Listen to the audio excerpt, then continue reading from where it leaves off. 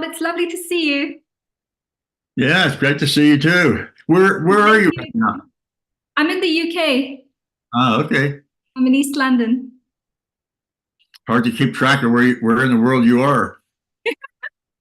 Yeah, I'm leaving in 10 days to go back to India. Okay. Yeah.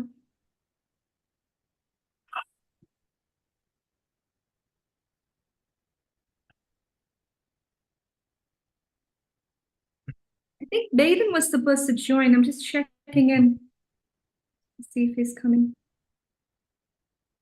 Liz, will you just say hello?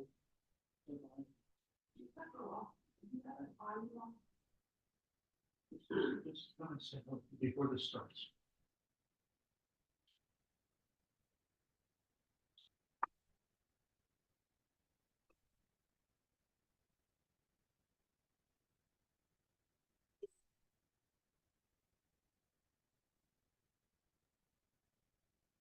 Hi, Sir King Louise.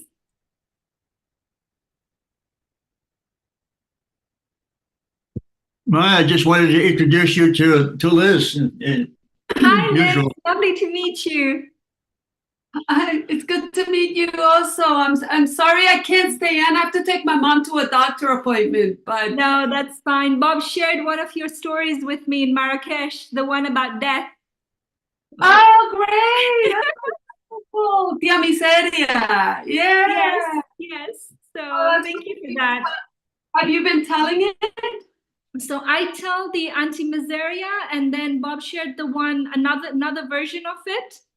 So I haven't your version yet, but I will at some point. Oh, that's wonderful. Yeah, might have been was collecting stories that, about death. About death. Yeah. Yeah. Yes. Well, Yes. I'd love to hear. I'd love to hear others. So maybe someday you can share another one with me. That would be I'll great. definitely do that. I'll definitely do that. Yeah, I wish I could stay for your program. I'm really sorry I can't, but hope you have a wonderful time and have fun. Thank you. Thank you. And Lovely meeting you. Liz is gonna join me. We're gonna tell together in a couple of weeks. Awesome. I'll definitely be there. Yeah. Okay. Okay, have fun. Bye. Bye. Hi, John. There I am. Hello, everyone. Sorry. Yes. I actually lost control of the time as usual, but I apologize. No, that's fine. I'm going to get, if I can get, I've got everyone up. So I'm going to announce the program. So we're on Facebook, we're on live, we're on everything now. Marvelous. Right, ladies and gentlemen, girls and boys and assembled company, and Sir King Louis, Your Majesty,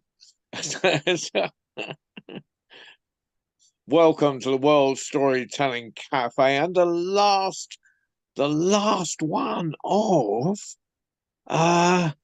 2024, and we have there was a bit of a hiccup last week, for which we all apologize, but never mind. She's here, and she is going to give us the most amazing stories. So, ladies and gentlemen, boys and girls, and some company, could you please put your hands together for Maia Ganatra? Maia Ganatra. Matt, please start. Great. Thanks, John. Okay. So hi, everyone. John, I just wanted to tell you we're still in the year 2023, not 2024.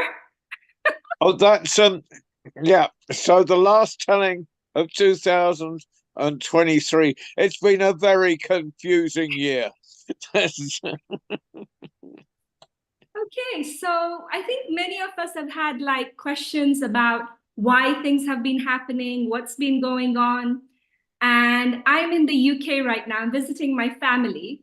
And when I was a young girl and we used to go to see wild animals in national parks, I always had the question, why? So if they say the giraffes are tall, I would say, why are the giraffes tall? If they say that, the lion catches the animals, I'd say, why? So why? So I thought that all my stories today could be around why. And the first one that I'm going to start with is a lovely one from Nigeria. And it's called Why is the Sky So High? So when you look outside today and you see that the sky is so far, far away, do you know that that wasn't always the case? No, really. Once upon a time, you could reach up and you could touch the sky. Really, yes, you could. And not only could you touch the sky, but you could eat it. Oh, it tasted so delicious. Every single day, the sky would taste of something new and something delicious. And so the people, well, they didn't have to work, they didn't have to plant, they didn't have to sow, they didn't have to harvest. And so they used their time in singing songs, in telling stories, in making beautiful crafts, and in eating.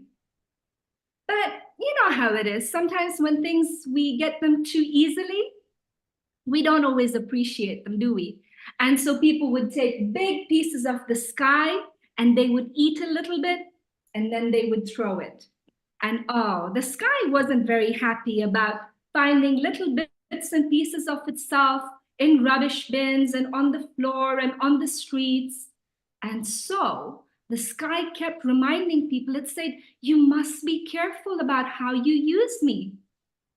Now the Oba is the king of the land. Well, he used to love throwing big feasts, and every couple of weeks he would get his army of chefs to take pieces of the sky and they would sculpt them and they would make them into the most delicious dishes, the most delicious things that you can think of. Think of your favorite foods. What is it? Chocolate cake? Pizza? Spaghetti? So the chefs would make the most delicious foods from the sky. And then they would set them out onto long tables. There would be dances and there would be singers and there would be sculptors and there would be lots and lots of feasting. And the king would invite everybody in the whole land. And everybody came and they ate and they drank and they sang and they danced. Now, at one of these feasts, people had again started taking lots of the food and they were throwing it around when suddenly there was a large rumbling and a thundering and a voice came from the sky. Oba, Oba, your people have been wasting me. You must be careful, otherwise I will go away. Well, the people all got so worried. And the king, well, immediately he said, this won't do at all. And so he sent out a proclamation. He sent out an order throughout the whole land saying that no one must waste even a single piece of sky. And so people were much more careful from that day. But a few weeks later, the king, the Oba, well, he had another feast, and this time, oh, this feast outdid any other feasts that he'd had so far. The chefs, they picked those pieces of the sky throughout the day, and they molded them, and they crafted them into the most delicious dishes that you have ever seen or tasted. And the people, well, they ate, and they ate, and they ate. And they feasted and they danced and they sang for 7 whole days. And everybody was, oh, my tummy is so full, I can't eat another bite. But there was one person, there always is, right? And he was called Adani. And Adani, well, he'd been eating for these 7 days, but he was heading home and he thought, maybe just one little bit of sky, because this time the sky has been so delicious. And so he reached up and he plucked a rather large piece of sky and he started eating it. Oh, that first mouthful was so delicious, and he ate and he ate. But very soon, his tummy felt so full, and he still had rather a large piece of sky left. So he woke up his wife and he said, "Wife, wife, come and help me. Come and help me eat this piece of sky." And the wife, she groaned and she moaned and she said, "Oh, but I'm so full." But she tried a few nibbles, and then they woke up their 7 children. And the children also ate, and they ate, but none of them could eat so much. So then they called the neighbors. But you know what? When they finished, they still had a rather large piece of sky left. And so Adami, well, he thought, I know we made a promise, but it's not really that big a piece of sky. So I think I'll just throw it. And so, just to make sure that nobody saw him, he went to the rubbish bin at the back of his house and he put that sky right at the bottom. And there was a thundering and a rumbling, and a voice said, "Oba, King, this is the last time that your people have wasted me. But when you wake up tomorrow morning, I will be gone far, far, far away." And all the people, they trembled and they shook. And come morning, they all peeked out of their windows, hoping that maybe the sky might have changed its mind. But when they looked up, the sky was far, far, far, far away. And the people, they said, "But then how are we going to feed ourselves? What are we going to do?" And then the earth spoke up. And she said, "I will help you. You can plant on me, you can grow things on me, and I will feed you. But you must be careful." And so since that day on, the people have had to plant and harvest to feed themselves. And as we can see, the sky is still so far away.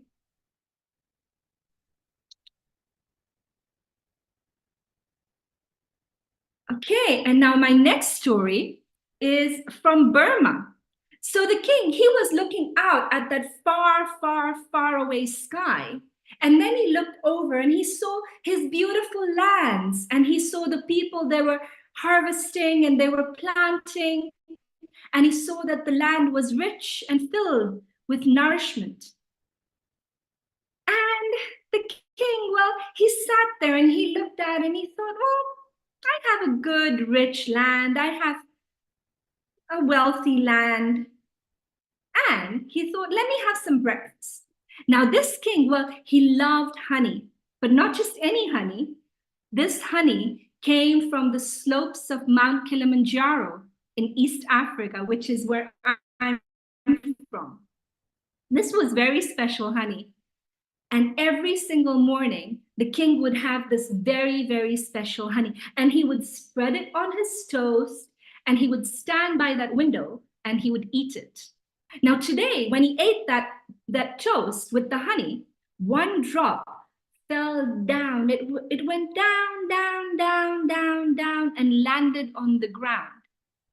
And his servant, who was just sitting right next to him, waiting for the king to finish, he said, "Sire, sire, a drop of honey has fallen down." How he managed to see that little tiny piece, tiny drop of honey, I'd like to know. But so he watched that drop of honey go down and he said, "Sire, sire, shall I go and clean that drop of honey?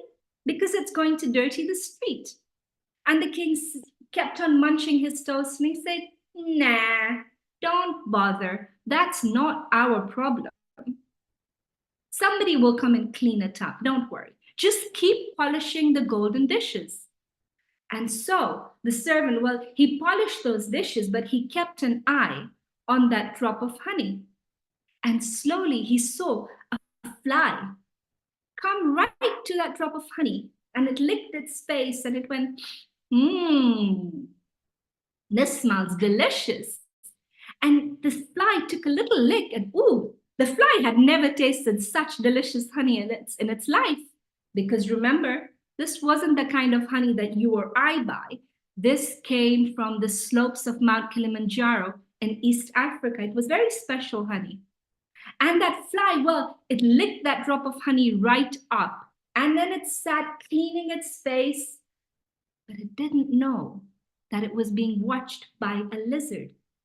And the lizard slowly crept up and it pounced on the fly.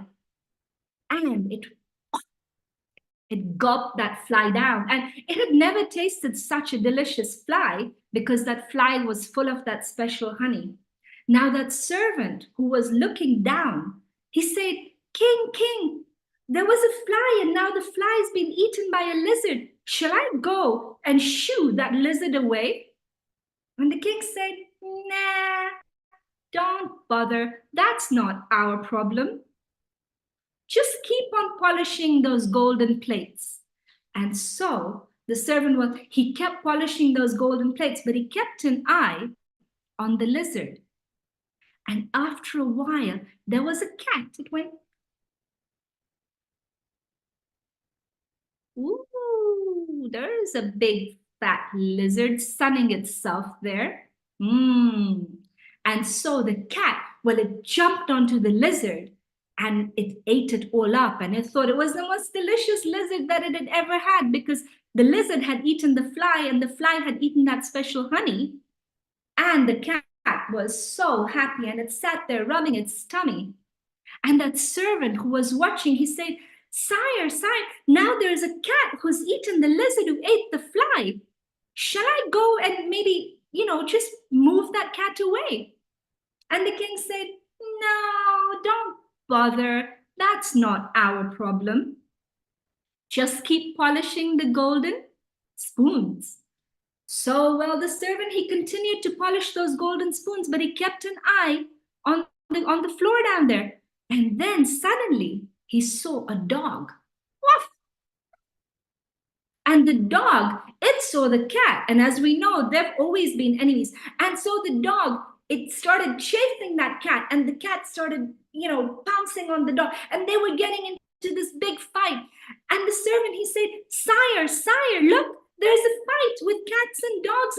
And now there are going to be more cats and dogs. Should we do something?" And what did the king say? "No, don't worry. That's not our problem. Just keep on polishing those golden forks." And so the servant, well, he started polishing those golden forks, but he kept an eye on what was happening down there. And after a while, well, the owner of the cat and the owner of the dog, they came up, and the other cats, the owners of the other cats and dogs, and they all started fighting. Because, well, the owners of the cats were like, the cat is right. And the owners of the dogs, they were like, the dog is right. And soon there was a big quarrel downstairs. And the servant, he said, "Sire, sire, now there's a big quarrel going on down there. We should do something." And the king said, "No, don't bother. That's not our problem. Just keep on polishing those golden bowls." And so, well, the servant, he polished those golden bowls, but he kept an eye downstairs. And by now, the quarrel was so big that the army had to get involved. And the soldiers, they all came. And now some of them loved cats and some of them loved dogs. And oh gosh, it was starting to become a battle. And what did the servant say? He said, "Sire, sire, I really think we should do something now because this is going to be really bad. It's turning into a battle." What did the king say? "They'll sort it out. Don't bother. Don't worry about it. That's not our problem," though it really was. "Just keep on polishing those golden cupboards." And so the servant, he kept on polishing those golden cupboards. But by now that battle, it raged and it raged and it went on for days. And after 3 days, there was silence. And the king, he looked outside and everything had been destroyed. those fields that he was so proud of, the buildings had all been destroyed. Everything, when he looked out of the window, of the palace window, all his saw was destruction. And now he looked at the servant and he said, you know what? Maybe that was our problem. Thank you. Okay, so now I'm going to move on to the next story. You know, sometimes when you say to someone, let's do something, and they say, that's not our problem, and then the other person goes, right? So I'm going to tell you a story about why the camel has a has a hump. And this one comes from one of my favorite writers. He's called Rudyard Kipling, the one who wrote the Jungle Book. And he's written a set of stories called Just So Stories. And this one is about how the camel got its hump or its hump. So right in the beginning of the world, when the world was very new, and everybody, all the animals and all the people, they had to work because they had to get things moving and they had to get things in place. Well, the dog was busy and the ox was busy and the bull was busy and the horse was busy and all the animals and the people, they were busy building up the land. They were planting and harvesting and sowing because by now the sky had already moved far, far away. And they were all busy, but they noticed that there was one animal in the howling desert who was extremely lazy.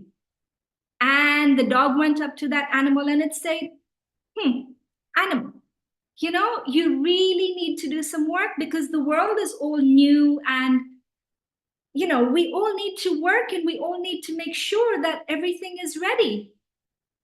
And the animal, which was a camel, and he said, and you know, at that time, camels had completely smooth backs, not the hump that they do now. And this camel had said, and it continued to just chew on the cud, and it continued to wander around, and it continued to look itself in the little stream that ran nearby in the oasis in the desert. And well, the dog, he was really annoyed, but he went back and he said to man, he said, man, there's a camel, an animal who's called a camel in the desert, and he doesn't want to work. And the man said, okay. So the next day, the horse went to the desert, to the howling desert, and it went up to the camel and it said, camel, camel, you need to work, you need to come and pull, and you need to come and, you know, do things just like the rest of us because we need to get things ready. And the camel, well, it looked at the horse and it said, well, the horse, he said, he didn't know what to say actually. So he went back to man and he said, there's an animal called a camel in the howling desert. And I asked him to work and all he said was, And the man said, okay. And on the third day, the bull decided, let me see if I can go and talk to this camel. So he made his way to the howling desert and he talked to the camel and he said, camel, camel, look, we all need to work. Look, we're all working so hard. And you're just standing here looking at yourself in this little stream and chewing your cud. That's not fair. And what did the camel say?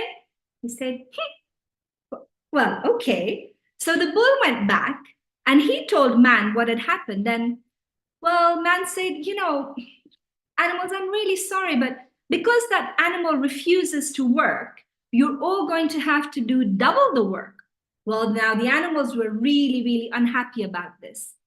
And so when the magician, the one who had made everything, when he came visiting, all three of them, the dog, who was the next one, the horse, and the bull, they all went to the magician and they said, magician, magician, with the world being all new and everything, is it right that somebody shouldn't work?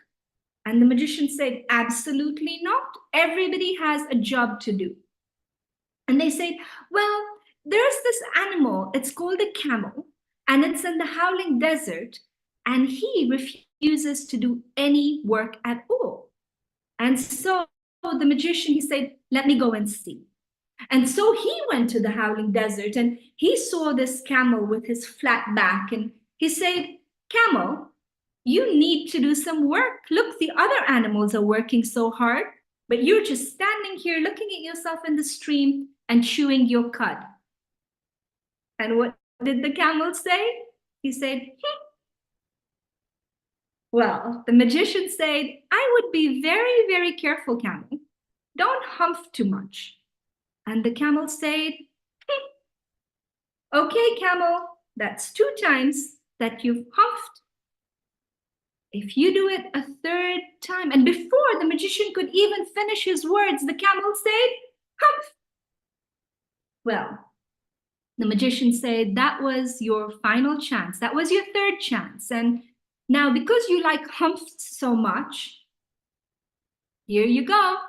You have your very own humph. And when the camel, he looked behind him, he had a hump. He had a humph, his own very own humph. And now the magician said, now you need to go and do some work. But how can I work with this humph on my back? Well, camel, since you didn't work for 3 days and gave all the other animals extra work, this hump will hold food for you for 3 days. So you can make up for the time that you missed. And so the camel went to work with his humph on his back. And even though he's really been trying, he's never managed to catch up. And that's why he still has the hump on his back. Thank you. Okay. And now my 3rd story is also, my 4th story is also one from Rudyard Kipling. And it's called Why Rhino Has a Wrinkled Skin. Now, for those of you who've seen rhinos, have you seen that their skins are really, really wrinkly? And they have a really, really bad temper. Well, once upon a time, that wasn't the case. Rhinos had really smooth skins, but they always had a bad temper.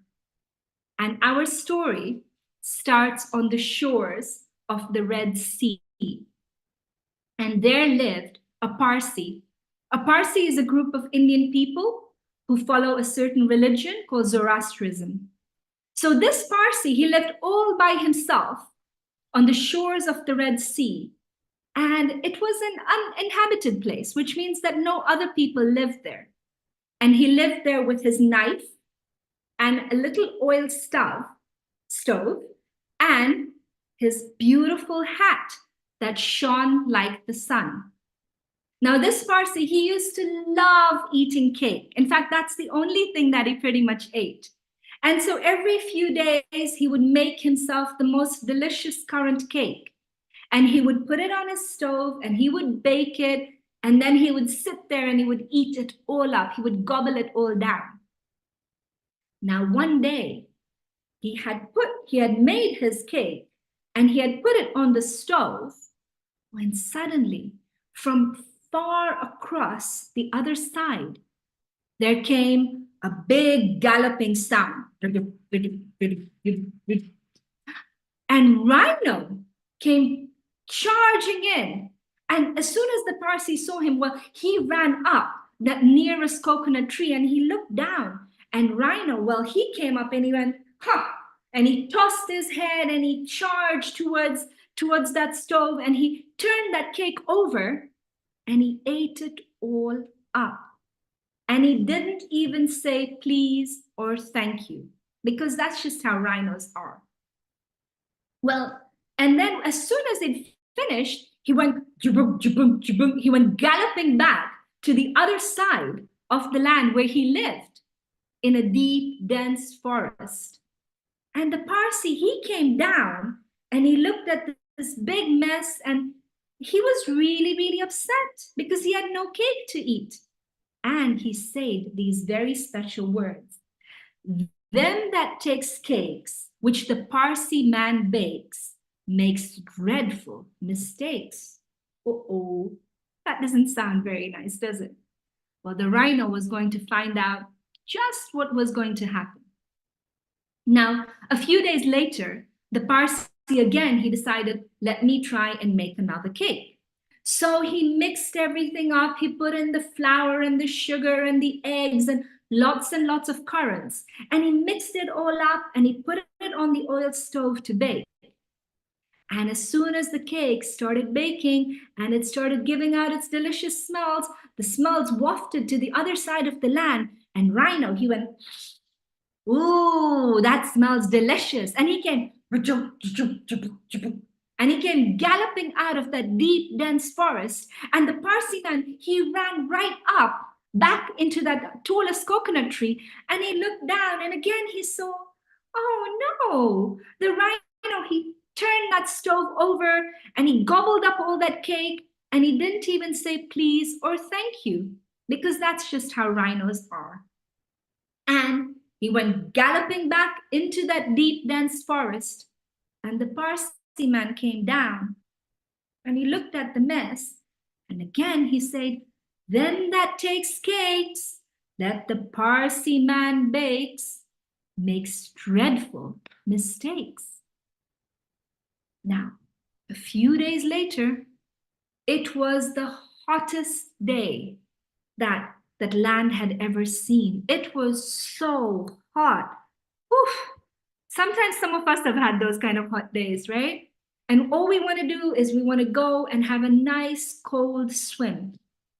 Well, that's exactly what the Parsi man did. He went to take a dip in the Red Sea and he came back feeling all refreshed.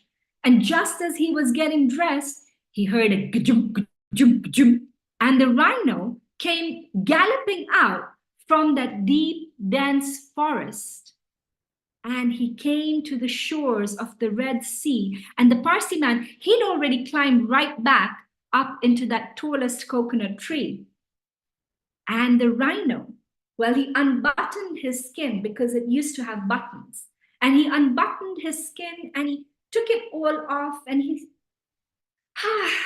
went for a swim in that cool, lovely water. Now, as soon as the Parsi man saw this, he slowly crept down from that tallest coconut tree. And he saw the rhino's skin there, and he started taking all the dried up crumbs of cake that were lying around near his kitchen, and he started rubbing them into that skin. And he rubbed and he rubbed and he made sure that he got into all the tiniest little cracks in that skin.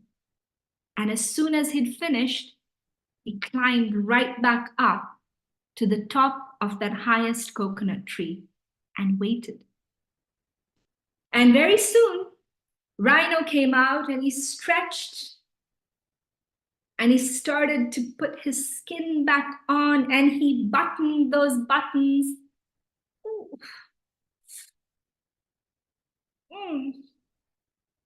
Oh, his back felt so itchy.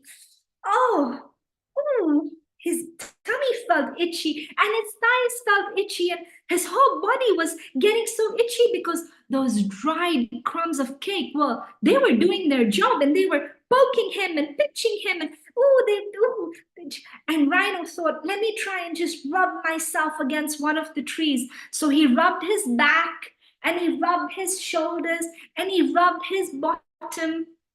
And you know, every time he rubbed, his skin got a little wrinkle here, and it got a little wrinkle there, and it got another wrinkle here. And by the time he'd finished rubbing himself, that skin was so wrinkly, he could no longer see those buttons.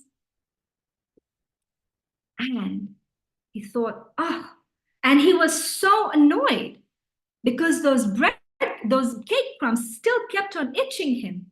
And so he went, pom, and he didn't say anything. He was too itchy. And he ran back into that deep, dense forest. And the Parsi man, he slowly came down and he said, Then that takes cakes, which the Parsi man bakes, makes dreadful mistakes. And he took his knife and his oil stove, and with his hat that shone like the sun, he went away from there forever. And since then, Rhino has a really wrinkly skin and an even worse temper.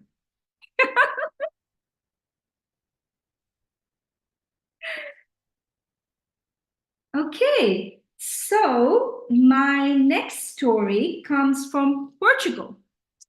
And it's a story about dogs.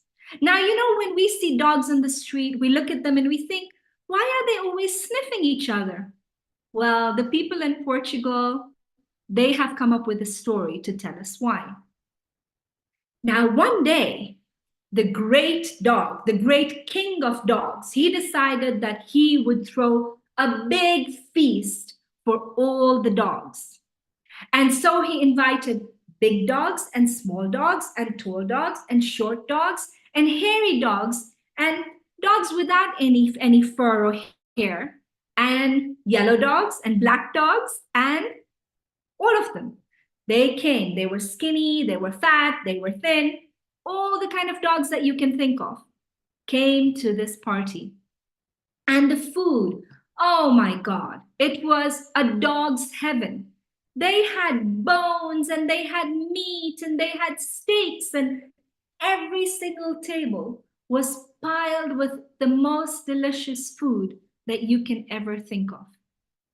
And right next to it, there was a stream so the dogs could go and have fresh water to drink.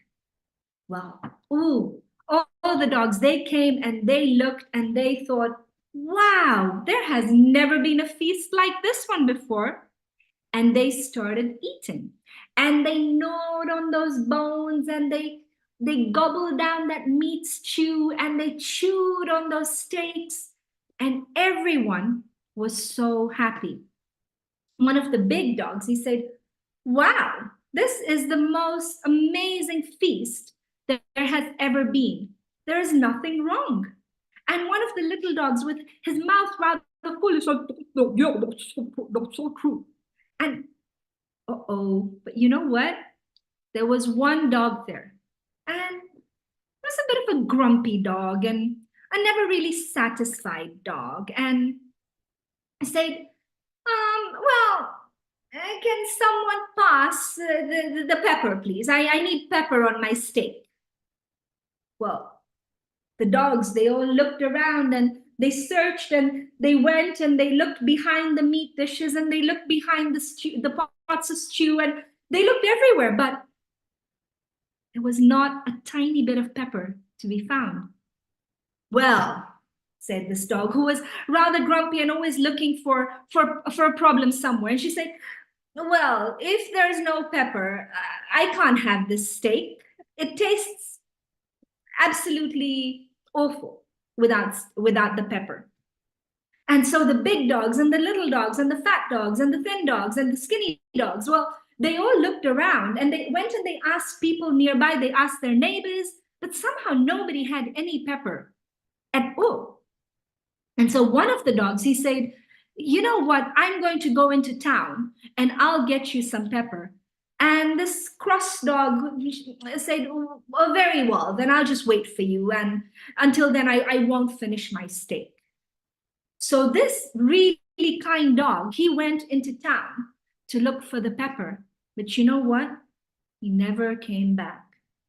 And since that day, all the dogs, when they meet each other, they sniff each other to see, are you the one who went for the pepper? Because that dog is still waiting to eat its steak. And that's a story from Portugal. Okay, I think we have time for one more story. Lovely. Okay, so my story is called Anti-Miseria. Yes, Bob. And this one comes from Spain. So a very, very long time ago, there lived an old woman on top of an old hill with her old cat. And she was really happy overall because she had her home and she had her cat and she had the most beautiful pear tree that had been given to her by a friend of hers. And every single day, she would speak to the pear tree and she would wipe its leaves and she would water it. And in return, the pear tree gave her the most beautiful, delicious pears. And the woman would have been happy except for the neighborhood children. Every single day, they would climb up that high hill and they would climb into her beautiful pear tree and they would throw down all the pears and they would collect them. And then they would run down that hill and they would say, "Oh, Auntie Miseria, Auntie Miseria." They would tease her and they would taunt her. And Auntie Miseria means Auntie Misery. Well, no one really likes to be called names, especially not when you're going to their house and plucking their pears. So every day she would try and chase them, but she was old and, so she couldn't really do much. So she would just be really, really sad and she would continue to talk to her beautiful pear tree and she would polish its leaves.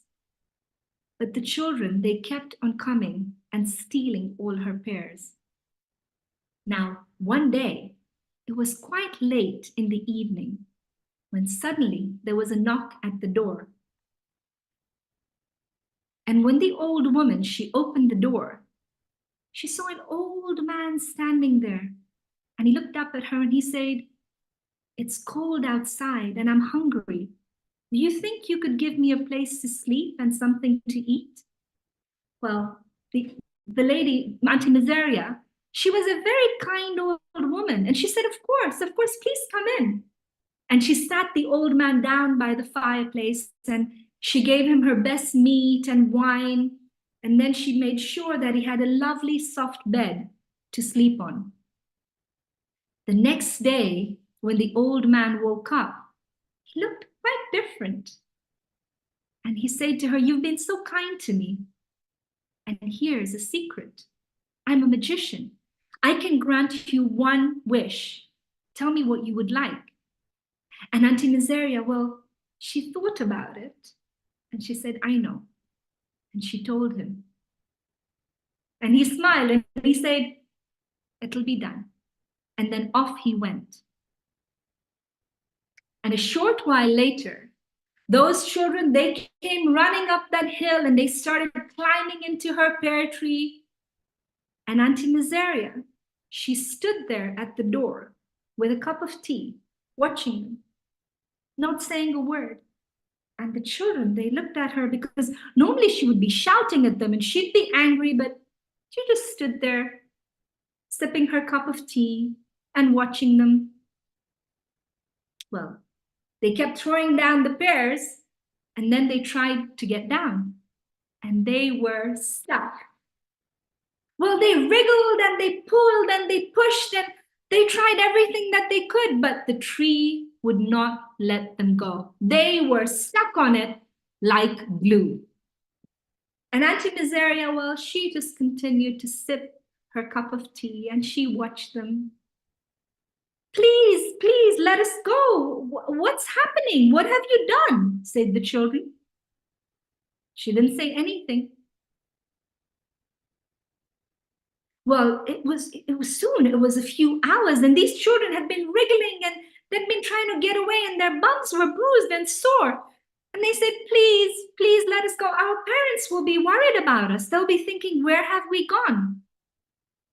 And she looked at them and she said, "Do you promise that you will never come up this hill again and you will never take my pears?" "Yes, yes, yes, we promise," said the children. Very well then.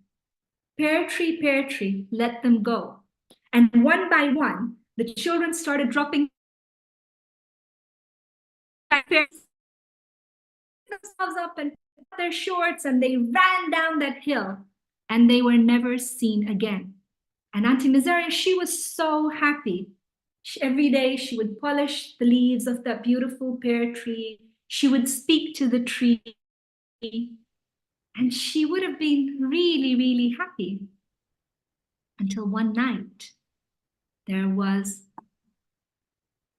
a knock at the door. And the figure that stood there was tall, and it was wearing a dark black cloak. And it lifted its cloak, and it was Death. And Death said, "It is time for you to go." Well, Auntie Miseria, she didn't really want to leave. And she said, she thought very, very quickly, and she goes, "You know, I'm ready to go, but it's such a long journey, and I'm probably going to get really hungry and thirsty along the way. So why don't you go and get some pears?" Well, Death, he'd never been asked something like this ever. And so he said, "But we're going to get late." And she said, "Please." And he said, "Oh, very well then." And he reached up and he tried to pick a few pears. And she said, "No, no, no. The sweetest pears are right on the top of the tree." And so Death, he climbed that tree and he picked the juiciest pears that he could find and he dropped them down. And when he tried to come down, he was stuck like glue. Well, Death was really upset about this because Death is dignified and not used to this kind of behavior. And he said, let me down now. I have work to do." And she said, "Well, no." And she just went into her house and she continued to be with her cat and have a cup of tea. And Death, he struggled there and he continued to struggle and he begged and he pleaded. And after a few days, people from the village, they started coming up that hill because the people who made their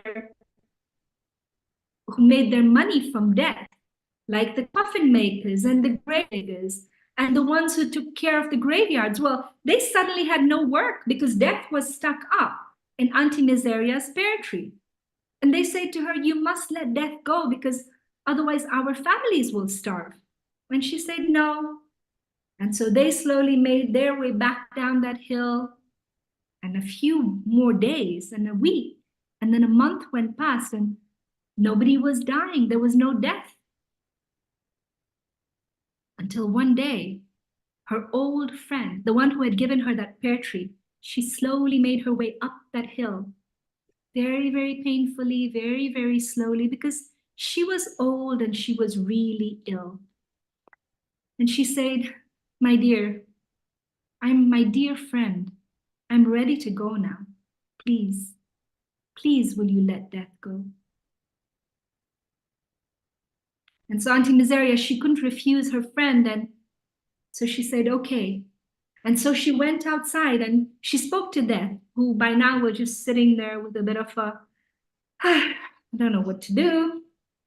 And she said, "I'll let you go on the condition that you don't take me." And he agreed. So she said, pear tree, let him go." And boop, down he fell. And he picked up all his cloak and he straightened himself up. And he took he took Auntie Miseria's friend's hand and he went off. And as promised, he didn't take Auntie Miseria. And that's why wherever Death is, misery follows. Thank you. Oh, that's a wonderful set of stories tonight, Maia. Thank you so much. Thank you. So, King Louis, was it amazing? It was amazing. Thank you. Thank you, Sir King Louis. You're welcome. Well, we have to have Louis's opinion, obviously. Of For course. young tellers, I asked Baba C's opinion, but for our Friday tellers, I have King Louis's opinion. So so thank you, man. What have we got coming up? That's important. Next Friday, well, of course, every Tuesday from now on. We missed Boxing Days, but every Tuesday it'll be young international tellers, and that's 4 o'clock UK time, 4 p.m. And Fridays, what have we got next few Fridays? We've got Despina Aria on the first one of the new year of 2024. I'm not going to add a year this time. 2024, the first one, and then the second one will be. I think I can see him on the screen. It'll be Bob Gunnigas, who kindly actually gave up tonight so Maia could be on, and which I was really pleased because I couldn't have seen last while. I'd back to it on catch up, but I wouldn't be able to see it live. So thank you both. Thank you for coming on back on this one, and thank you, Bob, for making space for it. So what else is coming? I know it's not out on ours, but there's a special thing on Sunday at 11:30 UK time, and I can see on the screen, right at the bottom of my screen, because I'm on a tiny screen, is Dr. Nina from Ace Novation and World Storytelling World Storytelling Championships. So, and that's on Sunday. Would you like to tell us a little bit about it, Dr. Nina?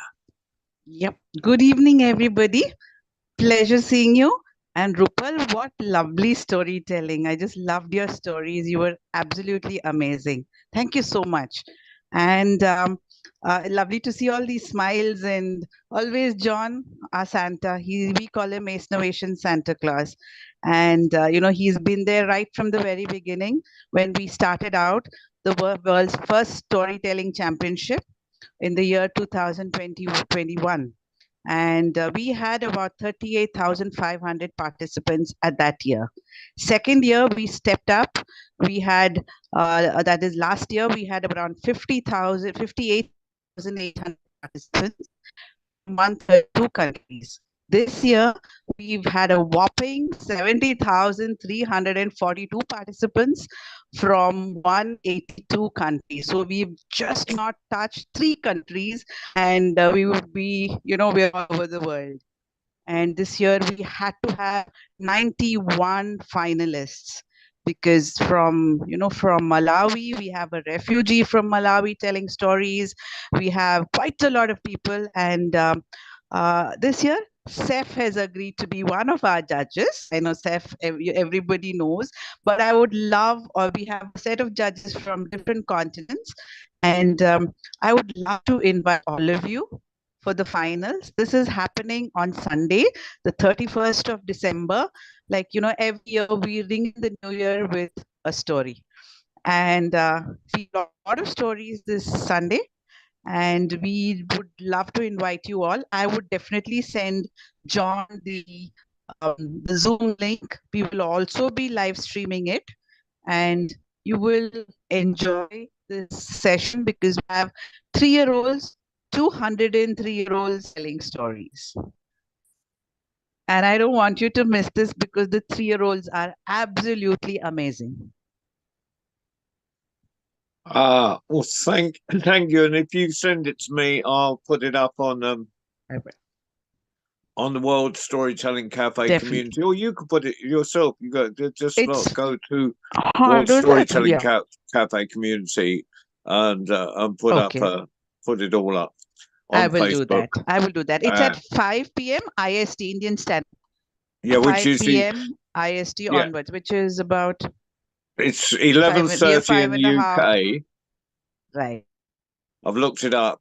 It's a completely unsocial hour for Bob in New Mexico, and it's about 5:30 in the morning for Bob, and it's maybe 6:30 for Bubba C, or maybe even earlier for Bob in an hour. But it's but Bubba C doesn't sleep, it's worth it. So that's okay. Worth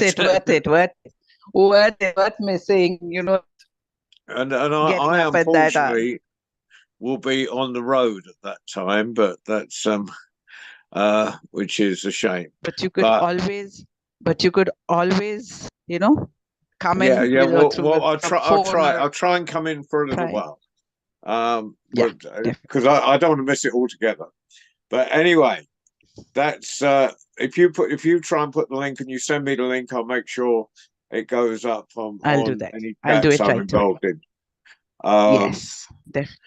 So so we've got this been the next. Well, we've got this on front. On we've got Dr. Nina's Asian Innovation World Storytelling Championships on Sunday at various times, depending on where you are in this big wide world. And then and then Tuesdays is our young tellers, and of course, if you want to give our details for any of your young tellers, Dr. Nina, they'll always be welcome to come in on a Tuesday. All they have to do We will. is the same as you did. It's just click on the join story. It's always at the same time, 4 p.m. UK time, which is about 10 or 11 o'clock, 10:30, I think, in India. It's probably something This year ridiculous, but this middle for of the our night in Singapore. finalists to come and tell stories. Yeah. So if any of your young tellers want to tell, that'd be fantastic. Meanwhile, Friday next week, the spinner, and the week after, Bob, and the week after that is someone else from which will all, but it all goes up on our schedule. So once more, big round of applause for Maia. And we'll see you at various times. And best of luck. Yes. Hope it all goes fantastically on Sunday, Dr. Nina. Thank you for joining us. Thank you. Thank you, John. And Shma is a finalist. Thank you. Just she is.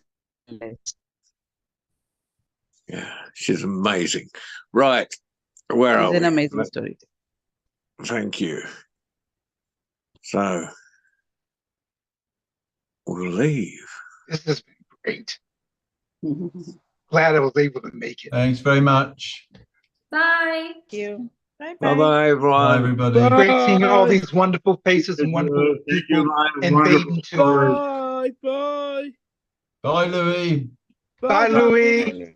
Bye, Hey, guys. It's great seeing you, Louis. You too, Baden. You too, guys. See ya. See ya. Bye, Baden. Happy Kwanzaa, everybody. Happy To New see Year. all in Happy one Sunday. Kwanzaa. Bye. Can't hear you, Bye. Baden. Can't hear you, Baden. Think can't hear you, mate. Baden, you're muted. No, he's not muted, but we can't hear him. There's no sign to say he's on mute, but we can't hear you. Yeah. That's a bad thing? It's a bad thing because Baden's voice is so soothing and lovely. It's Oh, sarcasm. Oh, yeah, right. We can't hear you, we Baden. can't hear you, Baden. And we're all broken up. Come in, We're so Baden. sad. We can't hear Baden. you. Oh, well. Yeah. See you, Baden. Don't tell him to say it in the chat. Don't tell him. Don't tell him. To everybody. Bye. Take care, everybody. Babasi, Kwaheri. Ah, thank you. Thank you.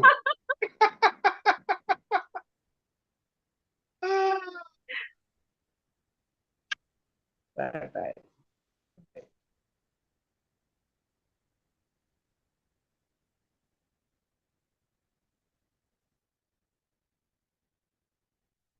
C out.